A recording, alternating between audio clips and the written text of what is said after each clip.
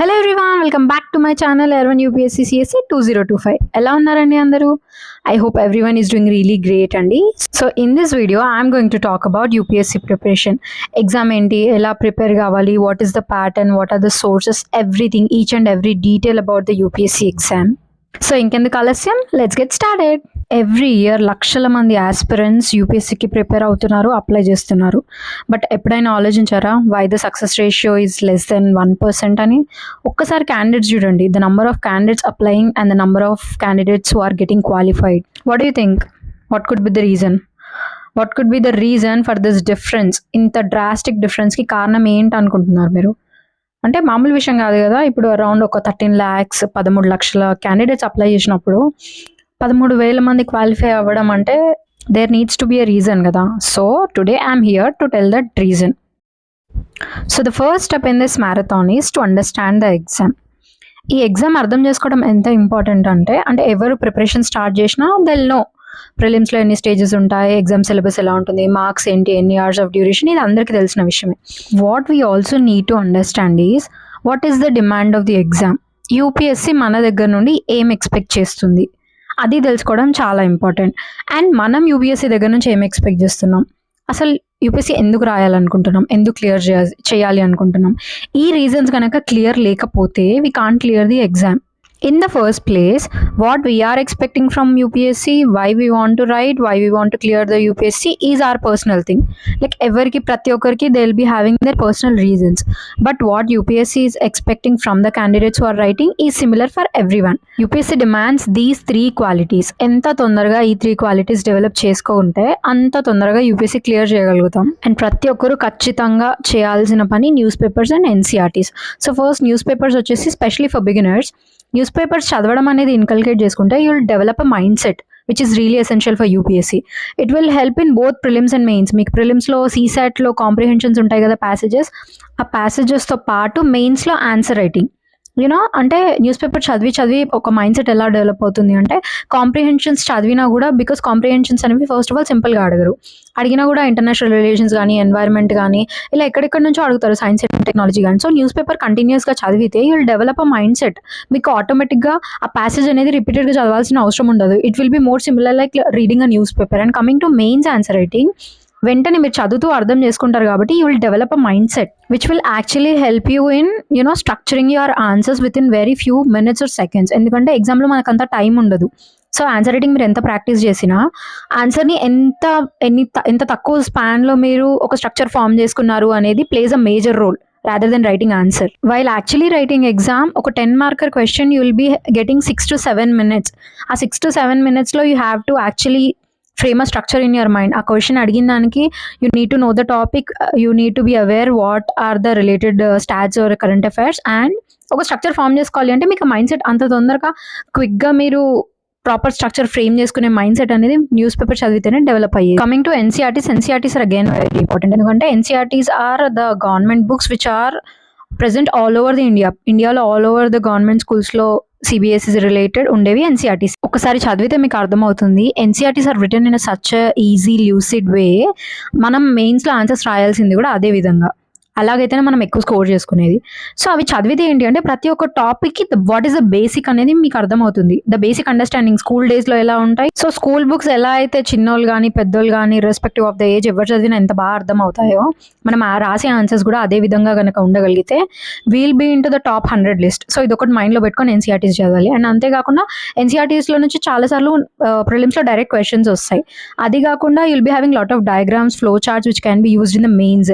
And ఇప్పుడు already ఒక basic understanding develop అయింది కాబట్టి ఇప్పుడు we can directly jump into the standard books. ఇప్పుడు మనకి స్టాండర్డ్ బుక్స్ చదివినా క్లియర్గా ఈజీగా హ్యాపీగా అర్థమవుతాయి. కమింగ్ టు ఎగ్జామ్ ప్యాటర్న్, అందరికీ తెలిసిందే will be having 3 levels: prelims, mains and interview, and with respective marks and papers. So first prelims paper pattern చూసుకుంటే, యాజ్ వీ ఆల్ నో ప్రిలిమ్స్లో 2 పేపర్స్ ఉంటాయి, paper 1 and paper 2. First paper వచ్చేసి general science paper అనమాట. First paper వచ్చేసి, so this is merit based paper. CSAT paper ఉంటుంది కదా, second paper afternoon రాసే paper, అది క్వాలిఫైయింగ్ పేపర్. సో ఈ first paper is the paper where we చదివే subjects అన్ని రాసేది దీంట్లోనే అనమాట. సో ఆల్ ది 7 సబ్జెక్ట్స్ మనం ఏవైతే చదువుతామో so this will be in this GS paper. So all the 7 subjects like history, geography, economy, environment, science and tech, IR and polity. So ఈ 7 సబ్జెక్ట్స్తో పాటు కరెంట్ అఫైర్స్ కూడా దీంట్లోనే. And it will be for 2 hours and cut off ఉంటుంది. Cut off will be around 90 to 110 marks వరకు ఉంటుంది. Again it depends on the reservation, OBC, EWS, SC, ST. So అలా vary అవుతుంది. And general cut off will be like around 98 to 110 అలా mostly. And coming to negative marking, there will be 1/3 of the negative marking in the first paper. Coming to second paper, which is going to be held on afternoon. First paper వచ్చేసి morning. So ఈ CSAT paper ఏంటి అంటే this is the qualifying paper. ఈ paper qualify అవుతేనే paper 1 correct చేసేది. అంటే దీంట్లో will be having comprehension, aptitude and reasoning. So ఇది కూడా 200 మార్క్స్కే. ఫస్ట్ పేపర్లో వచ్చేసి 100 క్వశ్చన్స్ ఉంటాయి. Each question carries 2 marks. And second పేపర్లో వచ్చేసి సేమ్ 200 మార్క్స్కి but will be having 80 questions. That means 2.5 మార్క్స్కి ఈచ్ క్వశ్చన్ అనమాట. అండ్ అగైన్ నెగిటివ్ మార్కింగ్ వచ్చేసి 2/3 నెగిటివ్ మార్కింగ్. అంటే 2.5 - 2/3 చేస్తారనమాట ఒక నెగిటివ్ ఆన్సర్కి. So this will be also for 2 hours. So qualifying rate వచ్చేసి 33.33%. సో ఎవరికైతే 67+ మార్క్స్ వస్తాయో దీంట్లో వాళ్ళు క్వాలిఫై అయినట్టు అర్థం అనమాట. సో క్వాలిఫై అయినప్పటికీ నెక్స్ట్ వచ్చేసి పేపర్ 1లో కట్ ఆఫ్ చూస్తారు. సో కట్ ఆఫ్ క్లియర్ అయిందా లేదా, ఇఫ్ ఇది క్వాలిఫై అయ్యాక కట్ ఆఫ్ కూడా క్లియర్ అయితేనే will be into the mains list, లేదంటే లేదు మెయిన్స్కి ఎలిజిబిలిటీ. అండ్ కొన్నిసార్లు ఏమైపోతుందంటే పాపం స్కోర్ చేసుకుంటారు 110, 120, సమ్టైమ్స్ 130 స్కోర్ చేసుకుంటారు. బట్ అన్ఫార్చునేట్లీ CSAT అవ్వదు. CSATలో 66 వచ్చినా కూడా ఫెయిల్ అయినట్టే. సో కట్ ఆఫ్ ఎంతున్నా కట్ ఆఫ్తో సంబంధం లేదు, qualification is mandatory. So CSAT is that important. So next వచ్చేసి సిలబస్ అనమాట. సిలబస్ ఏంటి అనేది క్లియర్గా చూసుకోవాలి. Will be having clear syllabus for both paper 1 and paper 2. So now let's see UPSC mains pattern. UPSC mains pattern మనందరికీ తెలుసు. Will be having 9 papers. మెయిన్స్లో కూడా సేమ్ అండి. ప్రిలిమ్స్లో ఎలా అయితే క్వాలిఫైయింగ్ అండ్ మెరిట్ పేపర్ సెపరేట్గా ఉందో మెయిన్స్లో కూడా అలాగే ఉంటుంది అనమాట. సో ఓవరాల్గా 9 పేపర్స్ అని చెప్పాను కదా. సో ఆ 9 పేపర్స్లో 2 పేపర్స్ ఆర్ క్వాలిఫైయింగ్ అనమాట. And remaining rest 7 are merit based papers. So each paper వచ్చేసి 250 మార్క్స్ ఉంటుంది. అండ్ క్వాలిఫైయింగ్ పేపర్స్ 2 పేపర్స్ అనమాట. ఒకటి ఇండియన్ లాంగ్వేజ్ పేపర్ ఉంటుంది అండ్ ఒక ఇంగ్లీష్ పేపర్ ఉంటుంది, విచ్ ఆర్ కంపల్సరీ. అవి 2 క్వాలిఫై అయితేనే మిగిలిన పేపర్స్ అనమాట. సో దీంట్లో ఫస్ట్ లాంగ్వేజ్ పేపర్లో, ఇండియన్ లాంగ్వేజ్ పేపర్లో ఏంటి అంటే 8 schedule నుంచి ఒక లాంగ్వేజ్ సెలెక్ట్ చేసుకోవాలి. So I'm from Telangana, my mother tongue is Telugu కాబట్టి I choose Telugu. And paper B వచ్చేసి ఇంగ్లీష్ బేసిక్ గ్రామర్ ఉంటుంది. సో దీంట్లో ఏంటి అంటే మినిమం 25% వస్తేనే మనం క్వాలిఫై అయినట్టు. Just qualification, no merit. And remaining the rest 7 papers ఏవైతే ఉన్నాయో అవి మెరిట్ బేస్డ్ అనమాట. సో మన ర్యాంక్ కన్సిడర్ అయ్యేది ఇక్కడ నుంచి అనమాట. సో ఓవరాల్గా ఎగ్జామ్ వచ్చేసరికి 2025 మార్క్స్కి ఉంటుంది. దాంట్లో మెయిన్స్ 1750, ఇంటర్వ్యూ 275 మార్క్స్. సో ఈ 7 పేపర్స్లో ఫస్ట్ పేపర్ వచ్చేసి essay paper. Essay same 250 marks. దీంట్లో 2 essays రాయాలి. 125 మార్క్స్కి ఒక్క ఎస్ఏ. సో 2 essaysకి 250 మార్క్స్. అండ్ సెకండ్ పేపర్ నుంచి ఫోర్త్ పేపర్ లైక్ సెకండ్ నుంచి 5th వరకు అంటే GS 1, 2, 3, 4 4 GSలు ఉంటాయి. ఒక్కొక్క పేపర్కి సేమ్ 250 మార్క్స్. అండ్ ఈచ్ పేపర్కి 3 hours సేమ్ డ్యూరేషన్ అన్నిటికి. సో పేపర్ 1 లైక్ GS 1లో వచ్చేసి will be having 5 subjects: history, Indian society, art and culture and geography. So Indian హిస్టరీలో again modern history, ancient medieval, post independence India. జాగ్రఫీలో again world history. So ఇవన్నీ అన్ని subjects కలిపి GS 1లో ఉంటుందన్నమాట. And GS 2లో వచ్చేసి will be having Indian polity, governance, Indian constitution. So ఇవన్నీ subjects కలిపి, ఇండియన్ సొసైటీ, ఇవన్నీ సబ్జెక్ట్స్ కలిపి GS 2 అనమాట. ఇంటర్నేషనల్ రిలేషన్స్, సోషల్ జస్టిస్ కూడా దీంట్లోనే వస్తాయి. సో ఈ 5 సబ్జెక్ట్స్ కలిపి పేపర్ 2. అండ్ పేపర్ 3 వచ్చేసి will be having economy, agriculture, environment, science and technology, internal security. So again ఈ 4-5 సబ్జెక్ట్స్ కలిపి GS 3 అనమాట. సో GS 4 వచ్చేసి ఒకటే subject, ethics, integrity and aptitude. దీంట్లో 125 marks case studies, 125 marks subject ఉంటుంది. So అన్నిటికీ same 250 marks and 3 hours duration. So ఓవరాల్గా SA 250, ఈ 4 GSలు కలిపి 1000 అండ్ ఆప్షనల్ వచ్చేసి 500. ఆప్షన్ మనం చూస్ చేసుకోవచ్చు. సో ఇంటర్వ్యూకి వచ్చేసి 275 marks. Interview or the personality test mostly depends on the DAF we fill. So ఆ డీటెయిల్డ్ అప్లికేషన్ ఫామ్ బేసిస్గానే క్వశ్చన్స్ అడుగుతారు యూజువలీ. సో విత్ దిస్ మీకు అర్థమై ఉండాలి mains can break or make the game. So let's now see some topper strategies. ఇది అందరికీ తెలిసే ఉండాలి. లైక్ మెయిన్స్లో GS 4 essay and optional papers ఉంటాయి కదా, ఈచ్ క్యారింగ్ 250 మార్క్స్. సో 4 కలిపి 1000 మార్క్స్ కదా. సో ఇంకా రిమైనింగ్ పేపర్స్ చూసుకుంటే GS 1, 2, 3 అవి 3 కలిపితే 750 marks. All India rank 1 percentage కూడా 50%. 50% nothing but approximately 1000 marks. So GS 4 essay optional కలిపి కూడా 1000 మార్క్సే కదా. సో ఇక్కడ why I'm saying this is like all India rank 1 Aditya Srivastava sir తెలిసే ఉండాలి మీకు. So Aditya Srivastava sir 2023 all India rank 1 topper అనమాట. So sir actually scored like 899 marks in his mains and 200 marks in his interview. So see, he actually scored approximately 1099 out of 2025, which is approximately 51%. He's already an IPS officer. Third attempt lo he cleared with all India rank 1. So ఈ 3 papers కలిపితే 1000 సార్కి వచ్చింది all India rank 1 1099. So దీని బట్టి మీకు ఏం అర్థమైంది అంటే ఎందుకు చెప్తున్నానంటే ఇప్పుడు GS1 లో విల్ బి హ్యావింగ్ 5 సబ్జెక్ట్స్, 2, 3 లో కూడా will be having 5 subjects. And ఈ ఎస్ఏ కానీ ఆప్షనల్ కానీ GS4 కానీ చూసుకుంటే ఆ ఒక్క సబ్జెక్ట్ అంటే ఒక్క సబ్జెక్ట్ చదివి 250 స్కోర్ చేసుకున్న దానికి 5 సబ్జెక్ట్ చదివి 250 స్కోర్ చేసుకున్న దానికి డిఫరెన్స్ ఉంది కదా. So optional, ethics, and essay 3 కలిపితే వచ్చే 1000, GS 1, 2, 3 3 కలిపితే వచ్చే 750. 5 సబ్జెక్ట్స్ ఎక్కడ, ఒక సబ్జెక్ట్ ఎక్కడ? సో ఈ 3 సబ్జెక్ట్స్ పైన కనుక ఫోకస్ చేయగలిగితే లైక్ ఎస్ఏ కానీ ఆప్షనల్ కానీ అండ్ ఎథిక్స్ కానీ we can actually get in to the list.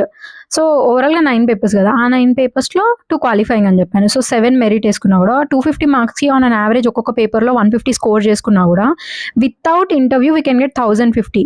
సార్కి వచ్చింది 1099. సో అప్రాక్సిమేట్లీ అండ్ ఇంటర్వ్యూలో ఎంత లేదన్నా ఇంటర్వ్యూలో కూడా 275కి అరౌండ్ ఒక 150 కూడా స్కోర్ చేసుకోలేరా? సో మనకి మోర్ దెన్ 200 లెస్ దెన్ 100 అవసరం లేదు. అన్న యావరేజ్ ఒక యావరేజ్ మెయింటైన్ చేసుకుంటే లైక్ 7 పేపర్స్కి 150 ప్లస్ ఇంటర్వ్యూకి 150 వేసుకున్నా కూడా 150 into 12 ఎంత? Almost 1200 marks. సారీ 150 into 8 ఎంత? Almost 1200 marks. ఐ నో చెప్పడం ఈజీయే, I know it's tough, but it's not impossible కదా. Like we have to just be consistent, we have to do some smart work, we have to be positive, and we have to trust ourselves. చదివింది 1 year 2 year 3 year కాదు, just be sincere towards your preparation. అంతే, మీరు ఎంత సిన్సియర్గా ఉంటే అంత మంచిది ఎగ్జామ్కి. And who knows, you might be the next topper. We will never know కదా what future holds, so we should always be positive and we should always hope. So this is what my topper strategies. If you are watching this, all the best. So now let's see some dark hidden truths or facts about the UPSC prelims. బిగినర్స్కి తెలీదు, so వాళ్ళ కోసం ఇది స్పెషల్గా. So ప్రిలిమ్స్లో ఏంటంటే like లక్షల మంది applicants ఉంటారు, but ఎంతమంది క్లియర్ చేస్తున్నారు? We have to know this in detail. So usually every year around ఒక 10 lakh ప్లస్ అప్లికెంట్స్ ఉంటారు. లెట్స్ సే లాస్ట్ ఇయర్ 2020 ప్రిలిమ్స్లో it was around 13,40,000 change people applications పెట్టారు, అపియర్ అయ్యారు యాక్చువల్లీ ప్రిలిమ్స్లో. దాంట్లో నుండి క్వాలిఫై అయిన పీపుల్ ఎంత తెలుసా? 14,000. సో 14,000 సెలెక్ట్ అవుతున్నారంటే what about the rest of the people? 13,40,000 నుంచి 14,000 తీసేస్తే will be having around 13,20,000 people eliminate అయిపోతున్నారు. సో మీకు అర్థమవుతుందా? సో అంతమంది మళ్ళీ రాస్తారు ఎగ్జామ్. సో మీ కాంపిటీషన్ ఎవరితోని అనేది మీరు చూసుకోవాలి. ఇప్పుడు లెట్సే ఒక 1000 వేకెన్సీస్ ఉంటే ఆ 1000 వేకెన్సీస్లో ఎంతమందికి ఐఏఎస్ వస్తుంది? ఉంటాయే పోస్టులు ఒక 100 to 150 మధ్యలో ఐఏఎస్ పోస్టులు ఉంటాయి. ప్రతి ఒక్కరికి టాప్ పొజిషనే కావాలి. ఇప్పుడు IFS, IRS లేదా అకౌంట్స్ డిపార్ట్మెంట్, రెవెన్యూ డిపార్ట్మెంట్ ఎవరు వచ్చినా వాళ్ళకి ఐఏఎస్ అవ్వాలని ఉంటుంది. సో లెట్స్ సే 1000 పోస్టులలో ఒక 150 ఐఏఎస్ తీసేసినా ఇంకో 850 రిమైనింగ్ ఆఫీసర్స్ ఎవరైతే ఉంటారో they will be not satisfied. అంత కష్టపడ్డాక 1-2 మార్క్స్తో ర్యాంక్ పోయింది ఆఫీసర్, ఐఏఎస్ అవ్వాల్సింది ఐపీఎస్ వచ్చింది అంటే they will be again writing the exam కదా.